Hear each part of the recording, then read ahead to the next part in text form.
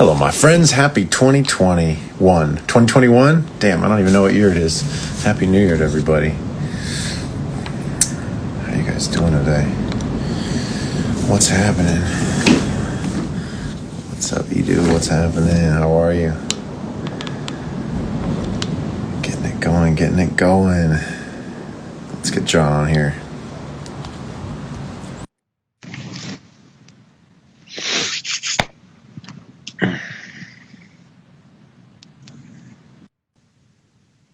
Yo.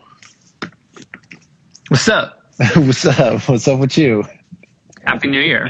Happy New Year to you too, my friend. How are you? I'm okay. All things considered. Yeah, it's wild. One in five. Cool.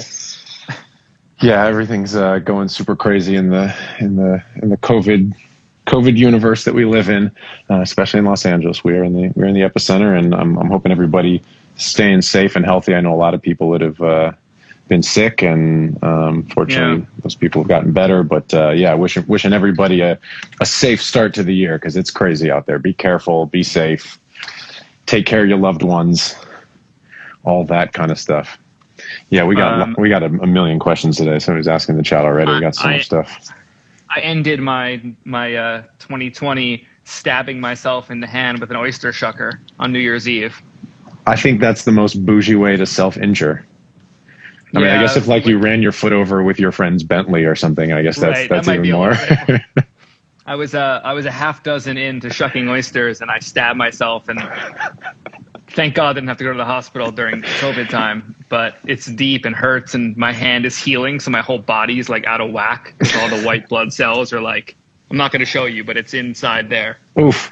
Well, you should do what I've started as of last night, which is I'm going to do a 3-day fast and get all those extra human growth hormone and all the good stuff, all the autophagy and all that stuff that happens. I'll go into ketosis. That's my body will heal itself.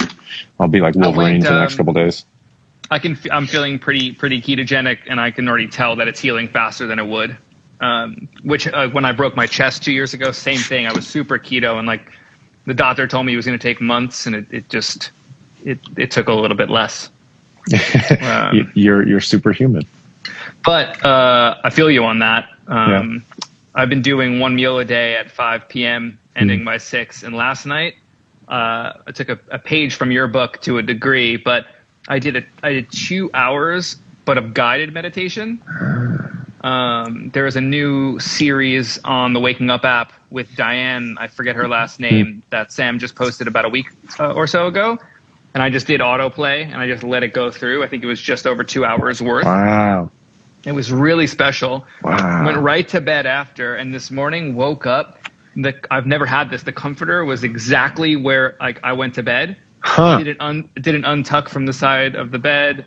I felt I had the best sleep I've had in years. Oh, that's fantastic. Well, I've been getting lots of great messages because, we ended the year, as those of you watching probably know, on doing a whole hour talking about meditation. And, I think it was tough for both of us because although we love meditation, we both do similar things, although slightly different approaches at different times. We both are not nearly as much of experts as we are at perhaps aspects of record making, but it's been really cool. It's been really cool to see people's responses. A lot of people have started meditating, people checking out the Waking Up app, gotten messages from people saying it immediately. I'm already feeling better and more focused and less anxious. So I'm really happy that's been useful to people. Last night was really special because I had a moment where I got gifted a new candle from my homie Tyler Johnson out of Nashville. Shout out Tyler. Shout out Tyler. And I lit the candle, and it was the only thing in my my view, so I can switch between open and closed eyes. And there was a moment where the flame was so pronounced that it expressed and expanded rays of light, kind of like Interstellar, the movie. And it was going through me and outward, and it was just a wild sensation. And I could formulate my eyes to squint and keep it going, and then kind of take my hand and run it through the rays. I was having it was a crazy moment. That's fantastic, man. Yeah, I've been doing more candle stuff too, and I'm still doing an hour a day, but I've changed it from just silence and eyes closed to some of it. I actually did a full hour with eyes closed last night, but I've been doing some kind of just contemplation and enjoying the visual field. It's been really interesting, man. Nice. Yeah. Maybe we'll do another hour on meditation again soon. I know people are excited to get back. One of the things that I wanted to tell everybody is that I've been working with Bradley, who's Slow Hand Sound here on Instagram. He's been taking show notes, and we've been figuring out the best way to put that together. So we're going to basically, my goal for the next month or two is to create a resource that people can dig into further, because we have a lot of these long conversations and there's a lot of great details, and there's a lot of things in there. What up, Bradley? A lot of things in there which people ask repeat questions. And so we're trying to basically create a portal for people to dig through with hyperlinks and things like that. So it can be like an educational resource, because we talk so much about mentorship and learning and how a lot of people aren't anywhere near a whole bunch of other record making professionals that they can learn directly from. So trying to create some sort of a resource like that.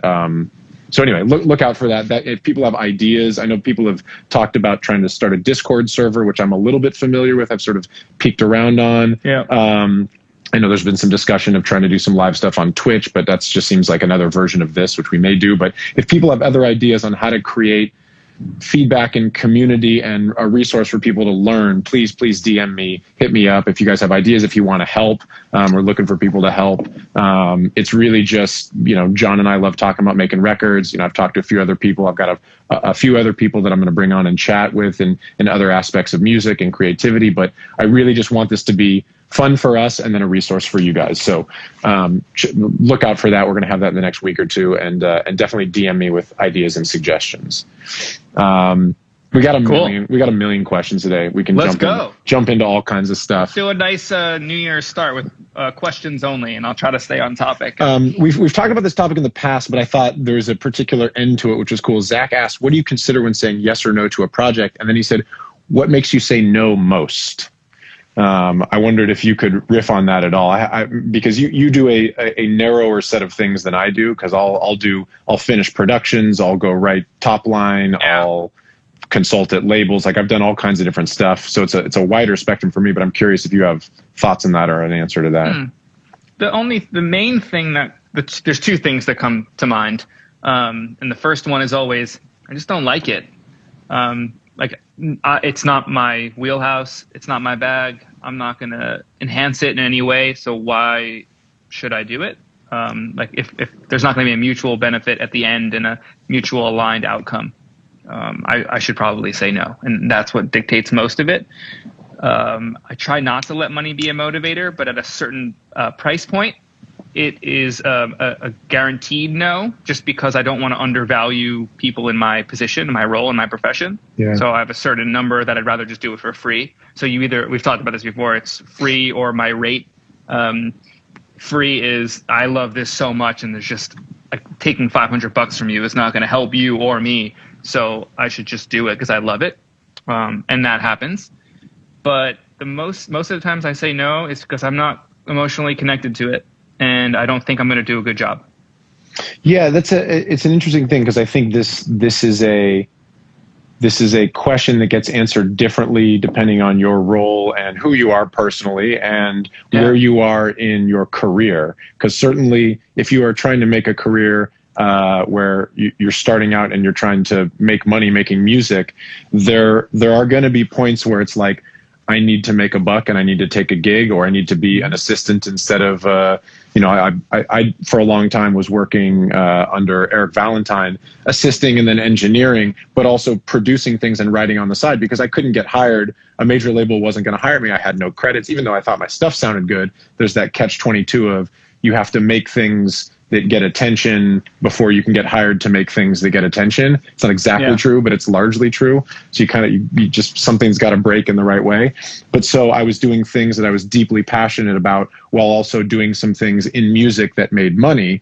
Even though I loved working for Eric Valentine, it was amazing. But the idea of just spending a lot of time wrapping cables is different than producing and writing. And so to make those decisions is going to be individual based on where you want to be. As always, which I said a few streams ago, the Neil Gaiman speech where it's Make Good Art, which is a commencement speech to an art college, where he talks about going toward the mountain, and you got to take gigs based on what is your long-term goal? Is it taking you toward your goal or away? And at different points in your career, the same gig might be pulling you away versus going forward. You talk about undervaluing people in your position. Like, if you're starting out and somebody's going to pay you $500 for a mix and you've never been paid to mix a record before, holy shit, that's amazing. But if somebody comes to you and says, hey, will you mix this whole album? You're just like, it's either free or you got to pay me my full rate, because you're at a certain place in your career. So I think it's a really important question to not just have an answer for in the moment, but to constantly reevaluate. As people who you're doing something passionate, you should be reevaluating that. I'm always evaluating the relationship too, right? So rate and relationship, there's got to be a distinction there too. If you're constantly getting paid well, let's just use that as the example, getting paid well from a label, but an A&R just signed a new artist, and you have this developed relationship with this person, and he or she asks you to do a favor, but historically you're getting, what you deserve or are worth, or however you want to quantify it, in the past, then that relationship is worth investing in and doing a favor for. Also, on that same line, if they bring you something and you don't, like I said earlier, kind of emotionally and artistically connect with it and feel like you can enhance it, that's the opportunity to say no, because I don't think the project is going to benefit from my involvement. Yeah. So that's kind of the hardest way, but the most simple way to say no. I really don't feel connected to it, therefore I'm not sure what I can bring to it. I won't do a good job on this. Yeah. And or it's too baked. Like the vibe is already baked in, that there's nothing I can do to make you like it any more than you're already happy with. It's that's a tough one. Would you mix a track for a new artist at a label? Of course. Easy answer. That was a question that was asked a bit. Of course, there's no standard for I would or wouldn't work on something. It's really all these factors come into play of, do I love something? Fundamentally, we are making music because we love making music. Now, when money comes into that, and we start having a career, and you have a rate and that sort of thing, you just have to kind of reevaluate everything as it goes. And the thing about relationships is really interesting, and it's important for people to understand starting out that both of these things are true, that everyone is always asking for a favor. Not everybody, but people are constantly asking for favors and a cut rate and a half rate. And if you do me this favor, I'll do you something later. And a lot of times that's bullshit. And a lot of times that's people hustling. And a lot of times it's young managers just trying to get a deal. And it's okay to say no to that a lot. And also, the reason why people do that is because sometimes it's the thing to do. And I'll briefly tell my arc of becoming a pop producer, because I worked under Eric Valentine, was doing rock records, and got hired by a few big labels and proper budgets when I was in my 20s. And then I got asked to work on an instrumental track for the X Factor US, doing a remake of I Love Rock and Roll for like $1,000 or whatever it was. And I was like, sure, I guess. Then shout out David Gray, the A&R guy who hired me because he liked Eric Valentine. I did that, and I was like, okay, that's cool. It's not, I don't want to write and produce. I want to write and produce records. I don't want to just do like remakes for TV. But then 6 months later, he and Savin asked me to work on another X Factor US artist, like an actual production on the album. And it wasn't something I was super excited about, but my manager at the time, Maria Egan, shout out to her, said, this is something you can do, and it's good to build this relationship, and it's important. And Savin and David Gray are involved with a lot of things. And so I did that and ended up doing a few more, just like album tracks, kind of last minute, lower budget for them, but good budget for me.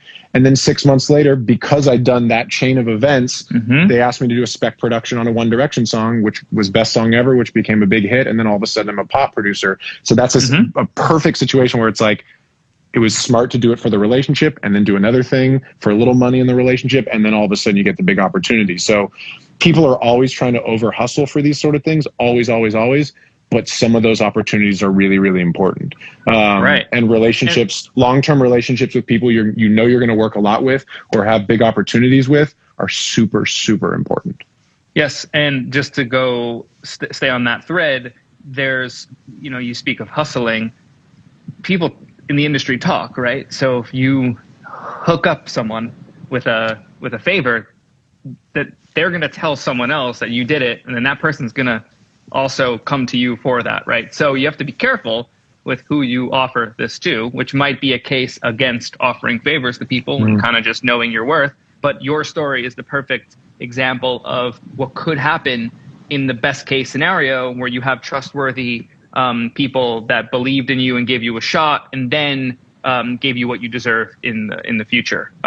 So that's a great example of how it could go, and you have to be careful on who you invest in that way with. And your manager at the time was very strategic, and you trusted her. And I trusted her, and she had the relationships, and I trusted her relationships, and that's the reason I did it, and that's the reason. So my advice here on this note is that one shouldn't overextend themselves and do that with everybody, because it potentially could end up where Matt's story ends up. It's because of all the people involved that had trust that correlated to that outcome, and I think that's really important to note. This is maybe a broader point. Get yourself and be a part and participate in networks of people that do good work and trust each other and connect each other with things. And oftentimes that doesn't mean upfront money all the time, but a great network means career and long-term money for sure. A network of people, as we talk about, the Naval thing, compound interest is an important part of finance. Compound relationships is an important part of being an entrepreneur, which, by the way, everyone watching this, we all are entrepreneurs on some level, as much as we are creatives. Like, having some comfort and understanding of the entrepreneurial part of your brain is super, super important. Yeah. All right, let's see. Maybe on this note is cool. Ty asked, could you guys riff on career goal setting? I guess it's a bit of what it just said, which is it's a consistent reevaluation. I mean, I'm not a person who writes down my year goal, 5 year, 10 year. I know some people that do that sort of thing, put up mood boards, but I think whether you're literally doing it or not, it's important to think about. The idea of like, I need to be here in 5 years is sort of absurd, because our industry and being creative and technology changing quickly, it's very hard to stick to those things. But having some goals and reevaluating things, I think, is really important. My goals change periodically. I reevaluate them periodically. Right now, even though the pandemic is happening, my goal is to spend a lot of time getting better as a lyric writer, getting better as a musician, so I can be more creative with different sounds. It's just for the next 6 months, the next year, that's kind of my main goal. Very attainable goal too. Very short term, attainable, that will affect long term. Yeah. And so, but that's exactly it. How the goals relate to each other is really important too. Working on skills that don't have a tangible result is as important oftentimes as working on things with a tangible near-term result. Saying I want to write X many songs in the next month, or that sort of thing, is important, but also just having a practice routine for doing things, or having a mental health routine that will help you in the long term. And it's all the same. It's all intertwined. We talked about this a few streams ago about your goal for this coming year. Maybe this is sort of a New Year's resolution conversation too, but you talk about changing. You've built up a great, presumably young career, even though you're very successful already, as a mixer. But you've made the decision of, I want to spend more time being an engineer and seeing the whole process through. I think that sort of goes in line with career goals, but that's also sort of personal goals. How do you think about those things? It's just a pivot out of the comfort zone. It's not really a goal. When I think about goals, because I don't write them down, I've never had them. I've learned along the way from mentors and friends and just people I look up to and have conversations with. It's just kind of marking them when they occur. Like, I didn't say I wanted to have I've always wanted to have a song on the radio. Like, I always wanted that as a kid, like learning how to record. I was like, I want to have a song on the radio. And then the first time I was a part of a song with Tony, that was on the radio that I had worked on, didn't do it solely by myself, but was credited and was a part of, I was like, oh, okay, well, I had a milestone, right? So I didn't do this. People did this for me, right? Mentors of mine were like, that's a milestone. Celebrate it. Go have, even though you can't afford it, go have dinner. Like, this is an important distinction. Milestones versus goals. Yes, I don't have goals. I have Yeah. milestones. Yeah. I'm trying to be aware of the milestones. It wasn't until last year that I had my first official Grammy nomination. I had a couple, again, worked on projects, and I celebrated the fuck out of that moment, to be honest, because it was such a big one, and it was a whole team involvement from Dennis Koziak, great friend and collaborator, to my guys, and like flew my family out, celebrated the fuck out of it. Yeah. So glad I did that, because who knows if we're going to have attended, when the next attended, and, whatever. And not that any of that really matters. It's still important to celebrate those moments. And I'm going to continue to do that when they're brought to my attention, that it is something worth celebrating. I don't normally bring that upon myself. I have a very simple goal that is my first goal that I haven't wrote it down, but I think about it every day. It's the first time I've ever had one. I'm turning 35 in March. Before I'm 40, I want to be bi-coastal. So I'm giving myself 5 years to have a home that is near my family in New York, as well as staying in Los Angeles, where music is prime focus for me as well. So that's a goal. I can say that's a goal, but to be honest, that'll be a milestone, because when it's reached, because I've been wanting that since I moved here. I always thought I had to be in both spaces. I'm a New Yorker at heart. I'm conflicted by Los Angeles. I love it. I miss it. I think about it every day, but I also love being here, love the opportunities it gives, love my friends here. There's so much to love, and love my space that I'm in right now. So a goal would be to be bi-coastal. It's the first time I've ever stated out loud that it's a goal. I like that. Yeah. I also think that anybody who's not a little conflicted about Los Angeles isn't right in the head. This place is weird, even pandemic style. Okay, well, let's see. There are a lot of questions, and I don't know exactly how to answer this or offer advice other than Google it and do research. There, Fury Drip. Shout it out. Kilaz Funeral. I don't know how to say that name. People are asking about monitor position, best monitor stands. Do you have to cover the walls with foam and things like that? Let's not even touch that. Ask Unfucked. Well, so do you? Where are the resources? Monitor stands, sound anchors, cinder blocks if you can't afford them. Anything solid filled with sand or concrete. Yeah. Seriously. So I think these are legit answers. 100%. I think we can give more specific things like that. No wobbling. You want solid stands that touch the ground and don't shake, so your bass can remain tight and focused. Yeah. So those on stage stands that are sold at Guitar Center and Sweetwater for $99. If you got them, think of a way to get rid of them.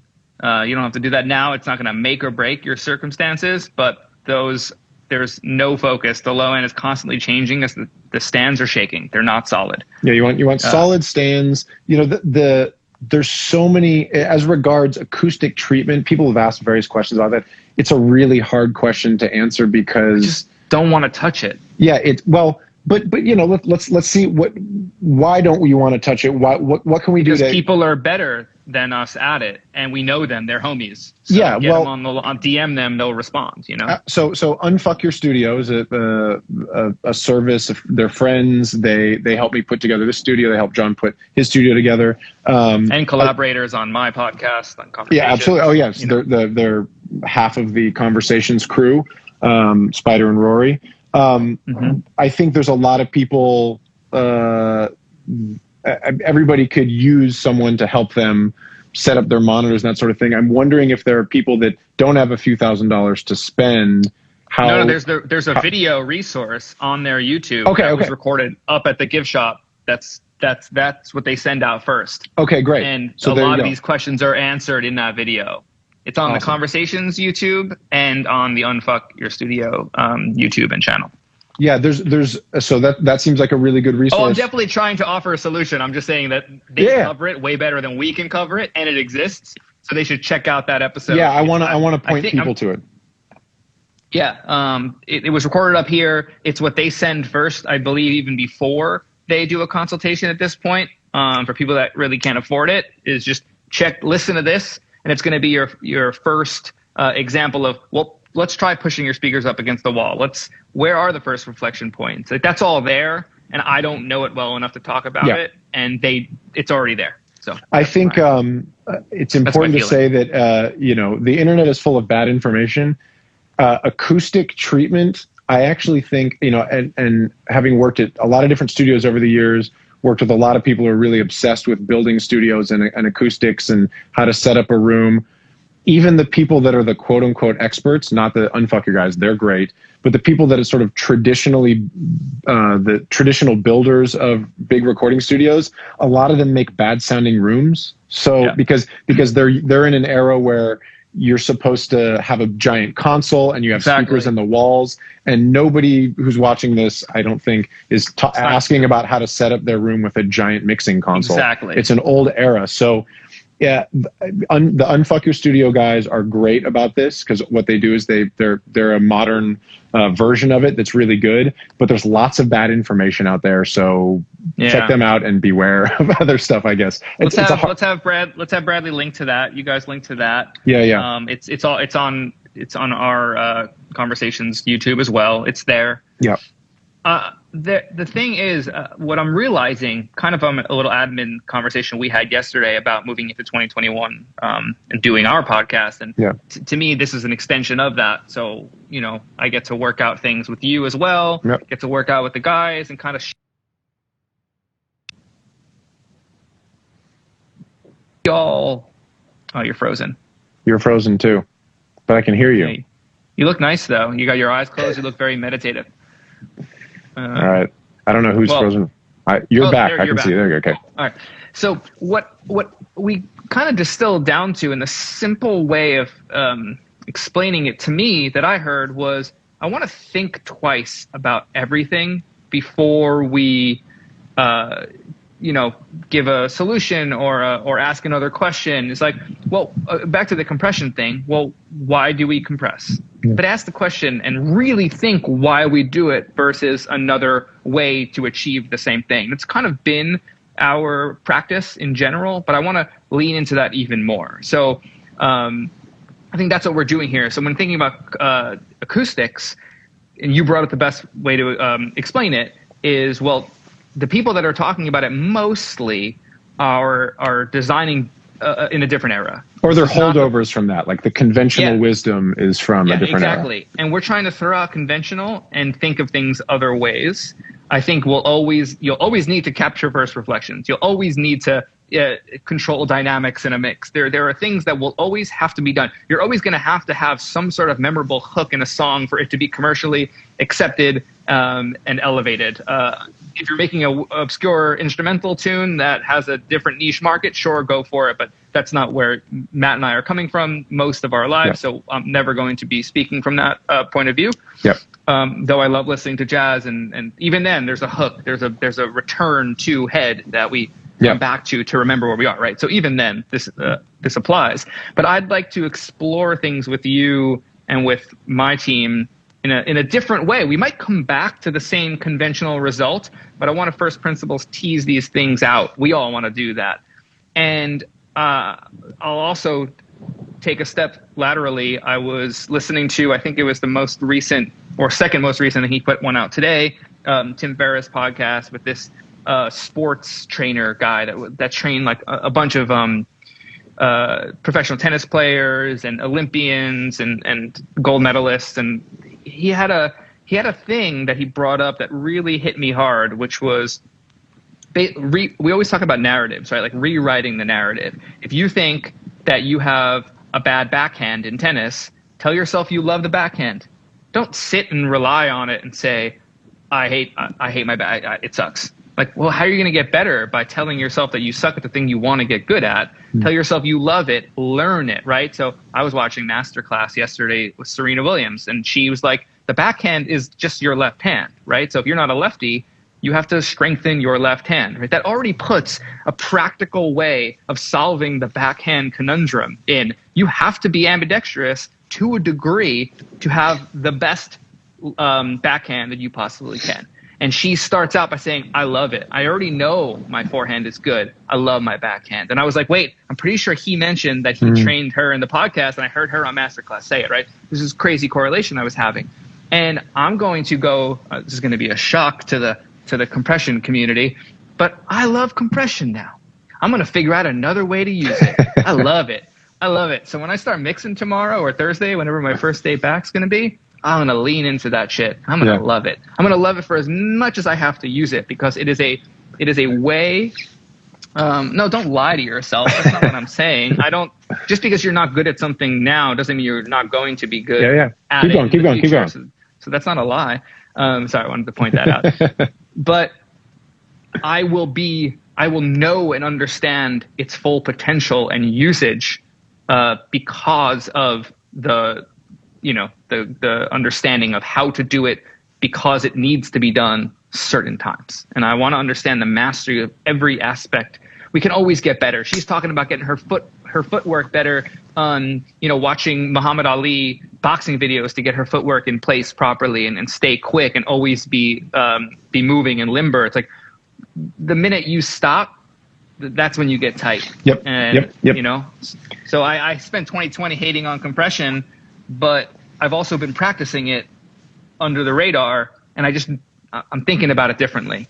First of all, shout out to the compression community that you just spoke to. I like that there's they all do it. Everybody does. Large community. I'm part of that community. I like compression. But I'm doing a lot more saturation and transient design, having talked to you. Which is compression, which right? Which is a form of compression. We talk, again, the difference between compressors as a technical device and compression, which is a concept that happens with saturation and lots of other things.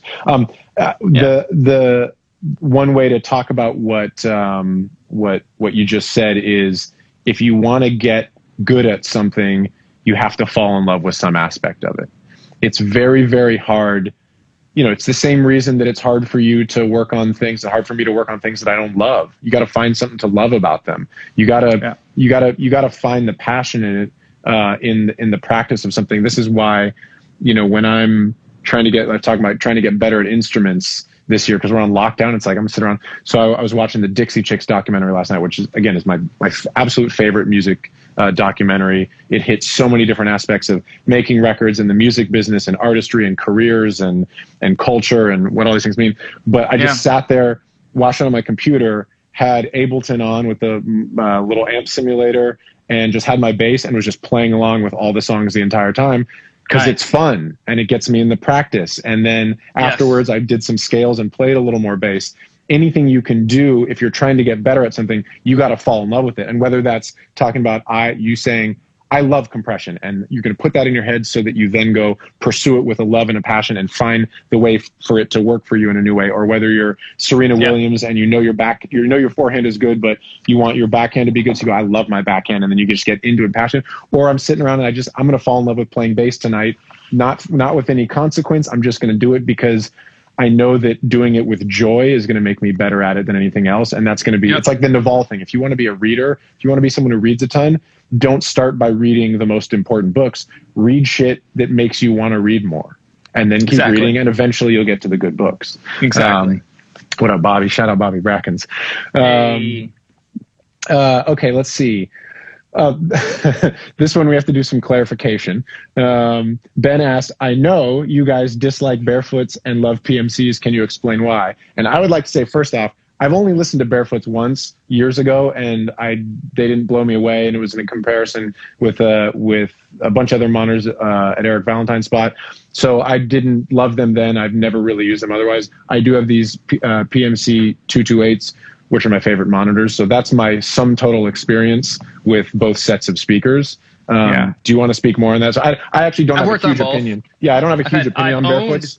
Yeah, so. I've owned PMCs for, it's about 10 years now, starting with like the prototype of the 226s. I think I was one of the first 5 people to have them. I've worked on Barefoots in other rooms, over two dozen times, I would say. It's just they're there. Yeah. And every time I took something to my car or another place at the time, it never sounded like it did. And then I would work on the same record back at my studio, tweaking it on the 226s, and then it sounded like my car. I didn't make different moves. I spent less time. I wasn't guessing. So I feel like they're not as accurate. I think that there's more of a technical way to describe why Barefoots are not as accurate as PMCs. They have compression built into them. They have these soft limiters that are built into them. So you're like, am I limiting the speaker? On some models, I don't know about it on every model, so I don't want to speak to all. But am I hitting a limiter in the speaker, or is that the limiter on the mix bus? Is it on the drum bus? Like, where am I hitting that? I don't want my speaker to determine my my limiting audibility. Like, that's not something that I want. Consistently, to me, the PMCs are the most accurate. So when people say that they're bright, I just say, no, that mix is bright. Or shit is bright.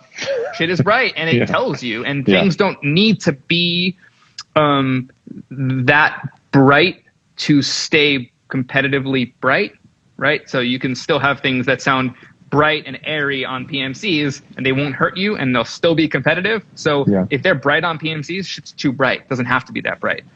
I would say that the Barefoots, in a sense, again with the limiter or the compressor built in, make things sound done in the room before they are. That's an obscure way to talk about speakers.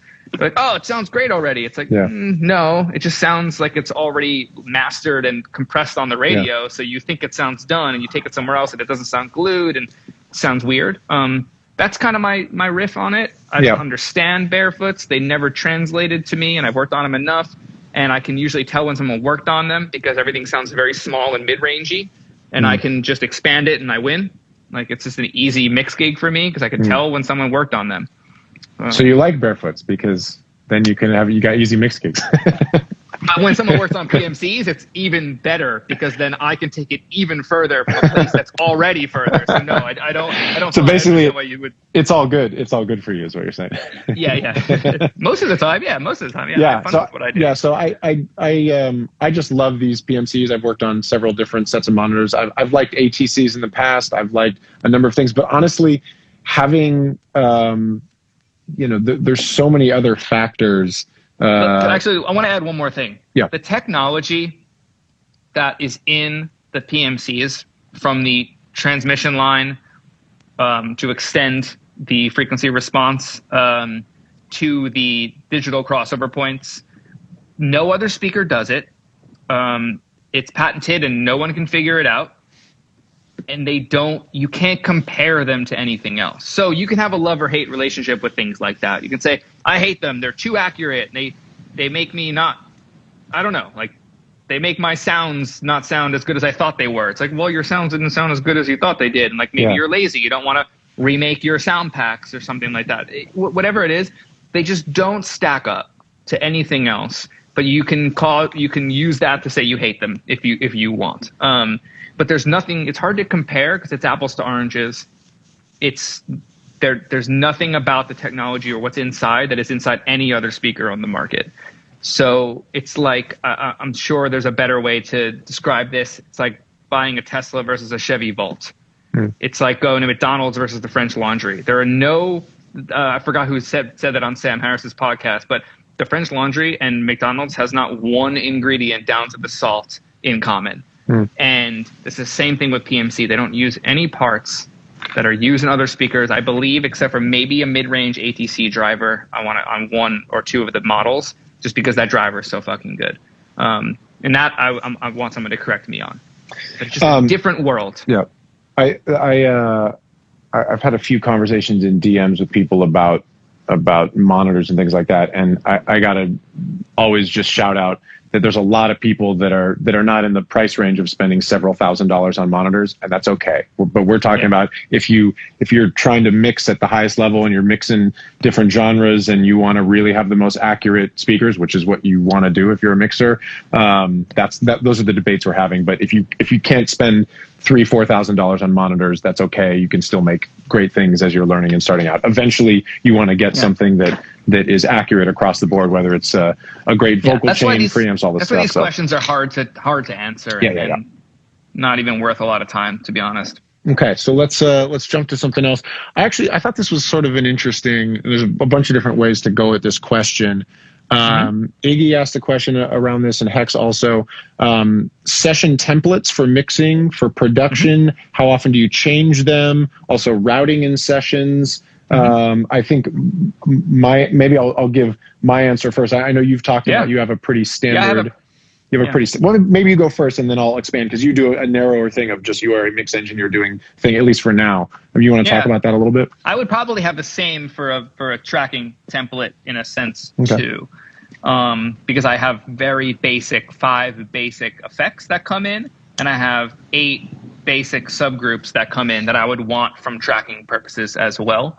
Something that I think gets overlooked and nobody talks about is don't use numbered buses. Name your bus. It's very easy. So if you name the aux and you option shift and group things together and select where to send them, and you go to track, it'll name it for you. It'll say reverb, the name of the bus. It will send it, so you'll always know. Now, if you're the genius that knows what bus 1, 2 through 23, 24 are in your template, great. I think that's a waste of intellectual bandwidth that you'll have for other things going forward.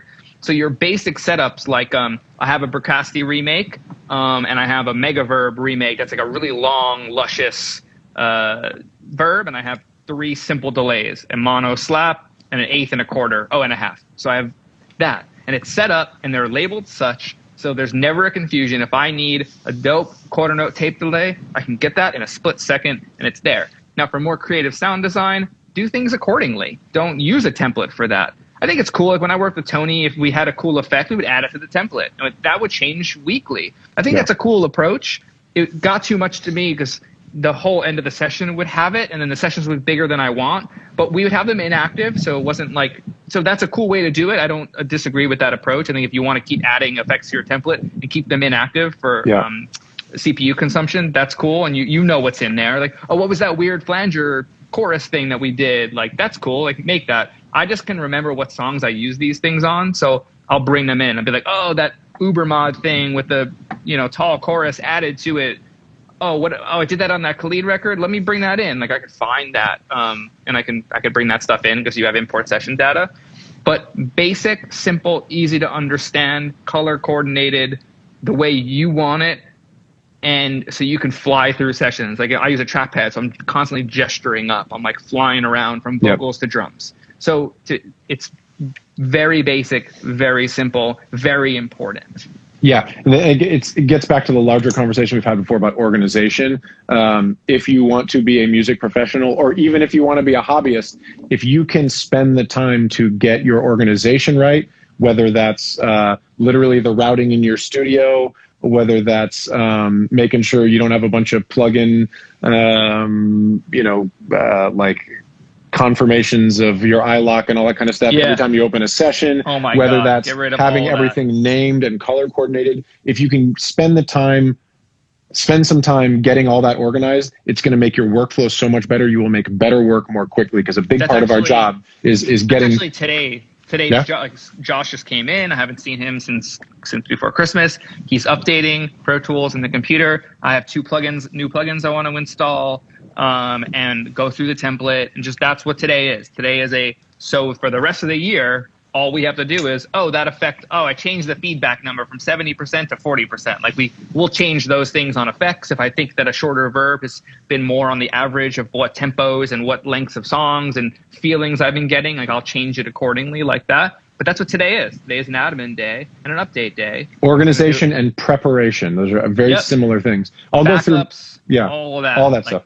I'll go through mine really quick. So I work in both Ableton and Pro Tools. I'm generally... now completely writing things in Ableton. I've occasionally finished a few things in Ableton, but I mostly bring them into Pro Tools to either cut serious vocals and or mix. I have separate templates for both, although I need to update. That's one of the things I'm going to do this week, update my Pro Tools template now that I've been doing different stuff and working in Ableton a bunch. But my Ableton template is purely for writing. So I have like 5 battery kits of different, whether it's a spectrum of sounds or just a percussion kick or just kicks. I have a few 808s. I have 4 or 5 synths. I have the routing for all my synths and shit here. I have vocal stuff. I have basically I have everything set up for anything I would want to do. I can just plug in and go. Guitar, bass, DIs, all that stuff set up in Ableton. That's for sort of writing and creativity. And then Pro Tools, I have a simpler template, which is a holdover from when I was doing writing in Pro Tools, but is more mixing oriented with sends and name things like that.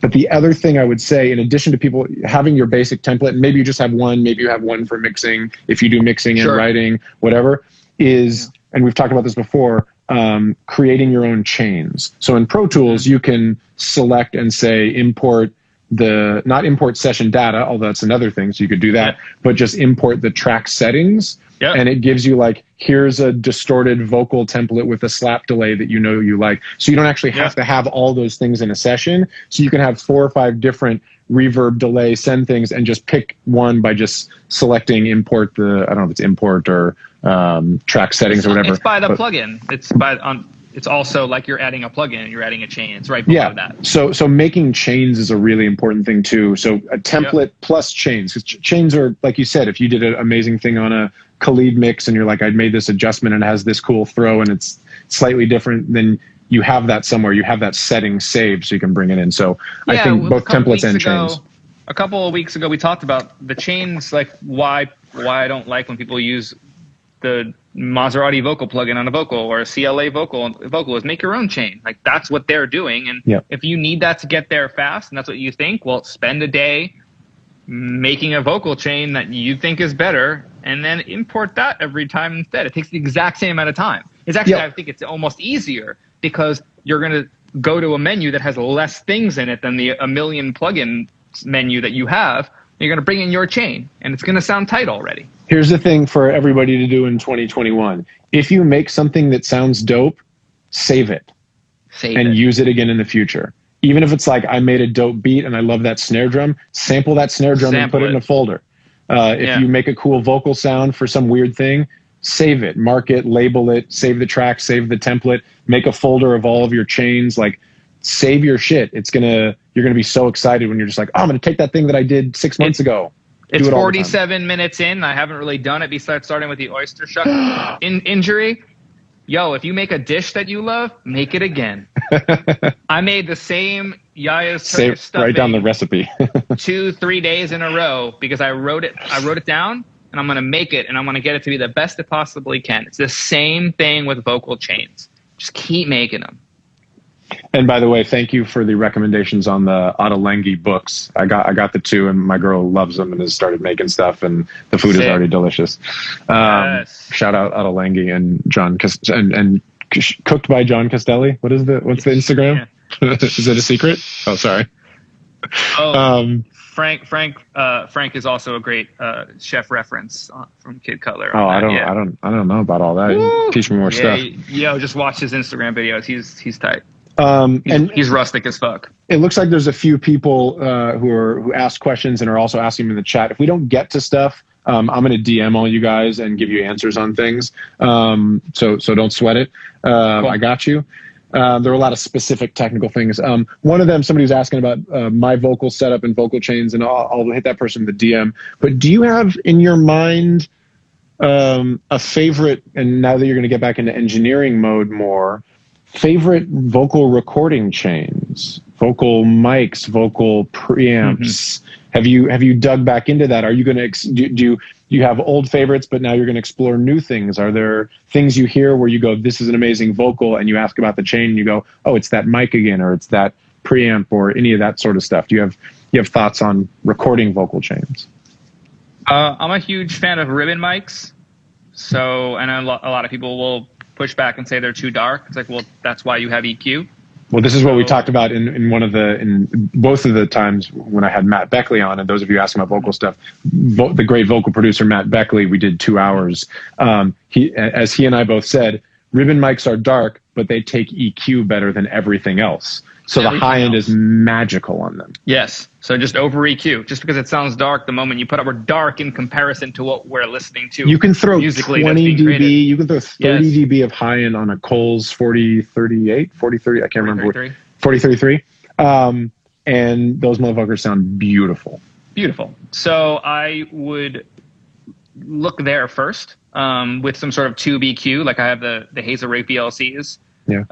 They have basically a passive Pultec style EQ built in and a top boost on a ribbon mic. I just turn it all the way up, like you're just saying. There's no numbers on it, so I don't know how much it is, but it's probably between 10 and 20 dB, if 10-ish K. It just takes it beautifully, and it starts sounding like a pop record.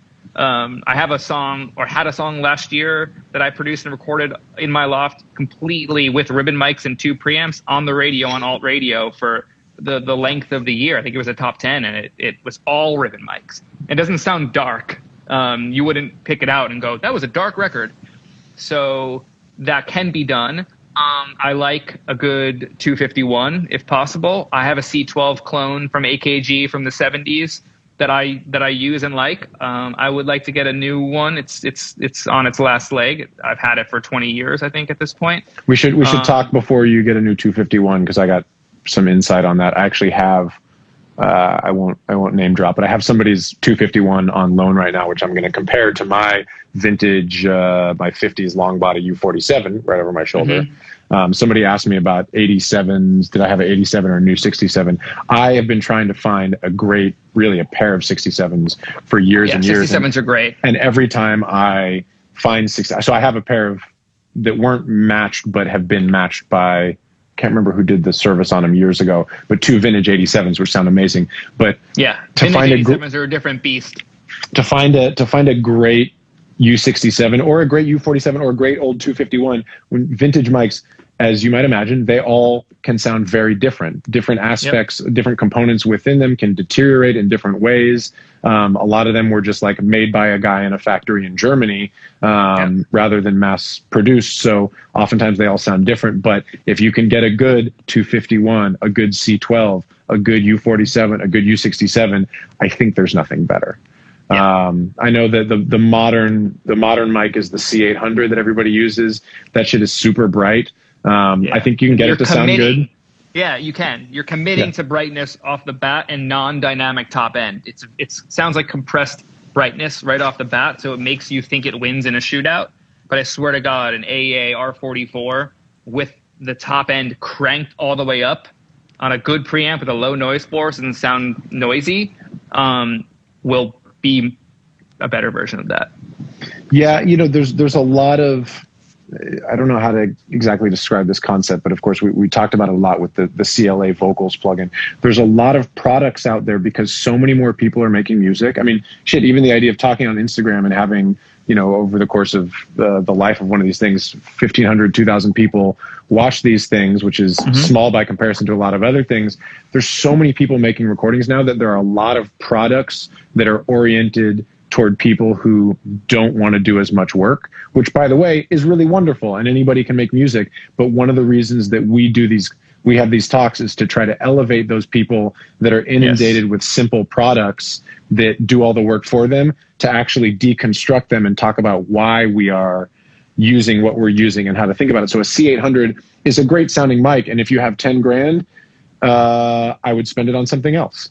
And it's a great microphone. And if you have one available versus some shitty like USB mic, use the C800. You can get an amazing vocal with it. Tons of hit records, and hit records have been made on shitty mics too. It doesn't mean you can't make great things, but what we're trying to do is elevate the detail that is provided for a lot of people in all-in-one plugins or pre-hyped microphones. So things like ribbon mics are things that you do need to understand that you're going to have to EQ it a lot, and it's going to take more gain, and you'll have to find the right impedance on a preamp. You have to do a little bit more work, but the results are going to be not only more flexible and I think better, but also you'll elevate around your peers.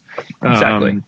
So that's the reason. I don't know. I just want to go on a rant there for a second. Yeah, honestly, I haven't given it much thought because when I go work, I imagine that working other studios will have access and we'll have budgets to rent too. So I think I'll use the label budgets to rent some things to get to know them a bit more. I have a great ribbon mic collection already from AEA. I have a bunch. What do you have? And I have a 44, 2 R88s. What's the other one? And I want to say an N22. I have biodynamic M160s that I love. 2 of those, and a M130, which is a figure 8 version of it. And I probably should get a pair of Coles, but my producer homie Tyler, who I'll be working with, has Coles. So we have that. I think the Coles is far and away my favorite ribbon mic. Have you put it next to an R44 though? I have both of them. Maybe I should do that today. The KU4 is also awesome. I don't own one, but I love that mic. The KU3A is the original old one. That's what they use on all the Disney sound stages and shit. Oh, really? So all those like amazing old like Sinatra records and Disney strings and the Capitol stuff is all KU3As. Those are amazing, amazing mics. I love ribbons and tube preamps and tube EQs. So that's what I'm going to talk about. I want to use that. If anybody cares to listen, the song called Fast Talk by Houses was it was a top 10 alt song and on the radio, and it sounded so good. We recorded it all up here with tubes and ribbons, and it does not sound dark. It sounds fat, it sounds chunky, it sounds exciting.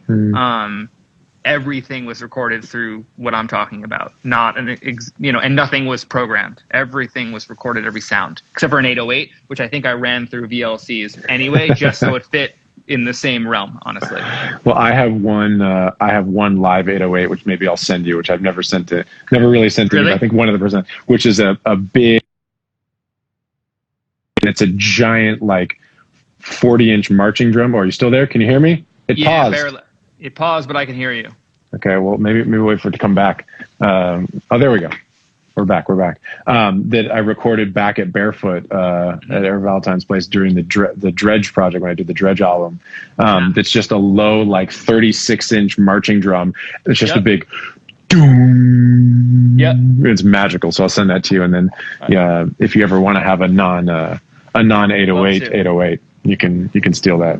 Maybe it'll be in my splice pack. I'm actually interested in coming back to this conversation after doing a bit more of it and talking about this. I'm not coming from that vantage point just yet, but I am thinking about it.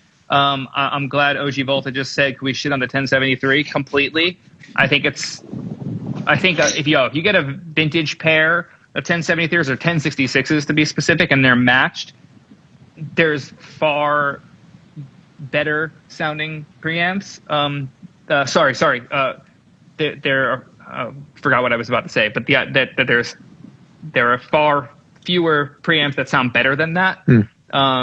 But any modern 1073, they ain't the same. You don't have what you think you have. It's the same thing I feel about with the 1176s and why I talk about modeling in the plugins that don't have it. They didn't model the best unit. And the 1176 that you can buy a GC Pro is not a Yuri 1176 that you think you're using. It's not the same sound. The 1073 is not good. The 10K boost on that is brittle.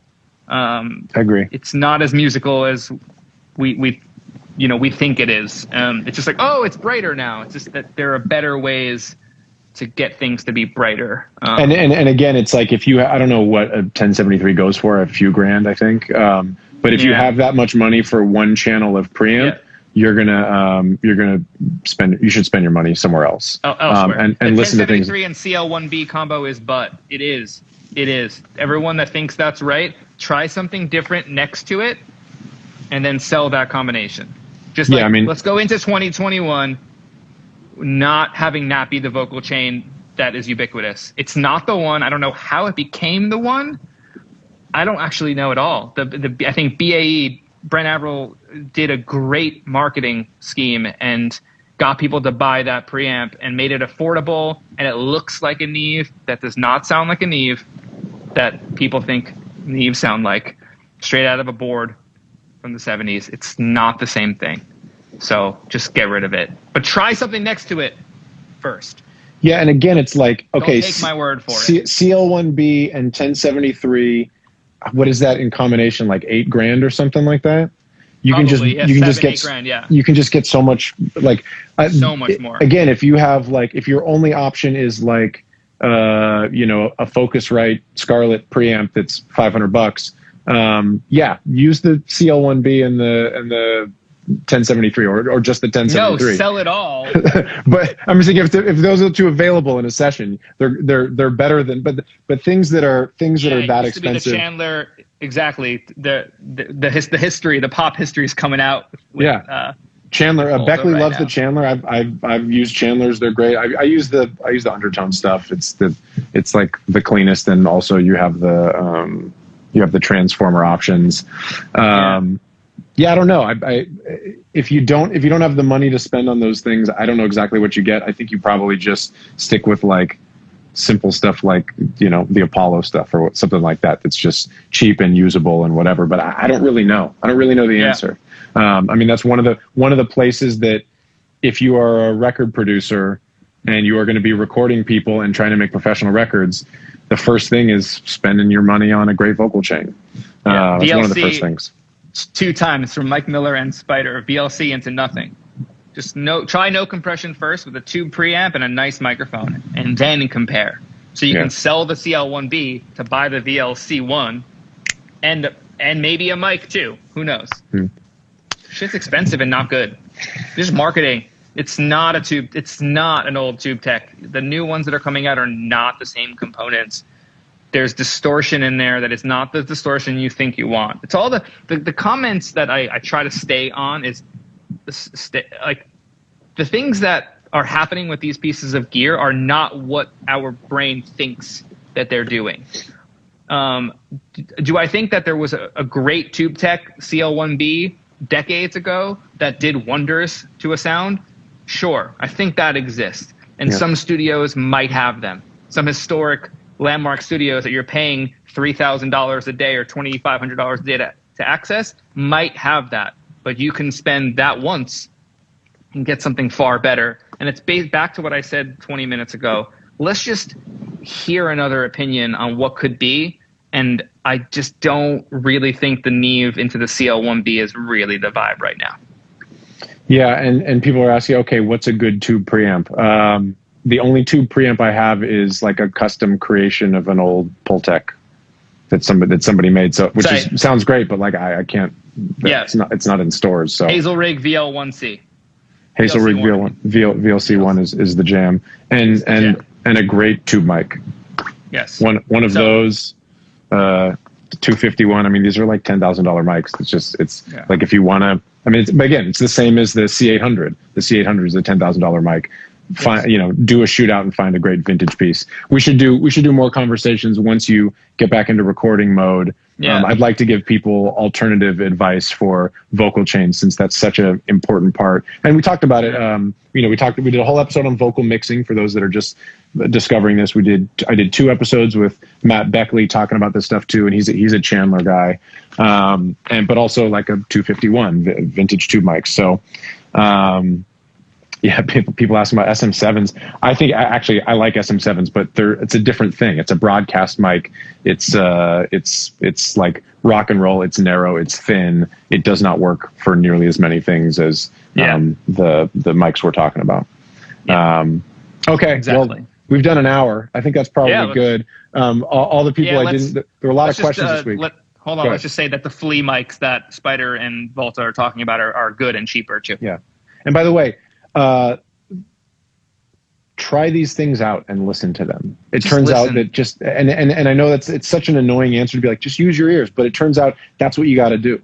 Because if you just listen to what everybody else says and don't listen to the actual product that's coming out of it, you're going to miss things. And I've done it before. I've missed things by being like, somebody said this was good, I used it, and then I go back and I'm like, this shit sounds terrible. What are they doing? And it's harder, by the way, but that's what we're here to do. It's not whatever the opposite of shortcuts are, long cuts. That's what we're trying to do. I'm going to hit you guys back in the DMs with a bunch of these questions. John, love you. It's good to be back. Happy 2021, everybody. Stay safe. Appreciate all of you. Stay safe. Peace, guys. Peace.